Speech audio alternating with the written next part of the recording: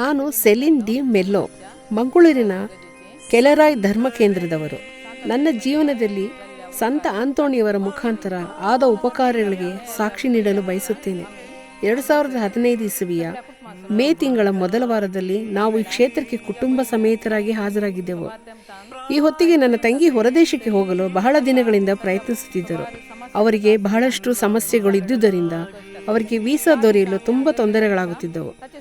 ನಾವು ಇಲ್ಲಿ ಹಾಜರಿದ್ದ ದಿನ ಅವರ ಎಲ್ಲ ಸಮಸ್ಯೆಗಳನ್ನು ನಾನು ಸಂತ ಆಂತೋಣಿಯವರ ಪಾದದ ಬಳಿ ಇಟ್ಟಿದ್ದೆ. ಇದಾದ ಕೇವಲ 10 ದಿನಗಳಲ್ಲಿ ಅವರ ಎಲ್ಲ ಸಮಸ್ಯೆಗಳು ಪರಿಹಾರವಾಗಿ ಅವರು ಹೊರದೇಶಕ್ಕೆ ಅಡಚಣೆಗಳಿಲ್ಲದೆ ತಲುಪಿದರು. ಇದರಿಂದ ಅವರ ಮತ್ತು ಅವರ ಕುಟುಂಬದ ಆರ್ಥಿಕ ಪರಿಸ್ಥಿತಿ ಬಹಳಷ್ಟು ಸುಧಾರಿಸಿ ಅವರ ಬಾಡಿನ ದಿಕ್ಕೇ ಬದಲಾಯಿತು. ಇದಕ್ಕಾಗಿ ಸಂತ ಆಂತೋಣಿಯವರಿಗೆ ನಾನು ಹೃದಯದಿಂದ ನಮಿಸುತ್ತೇನೆ.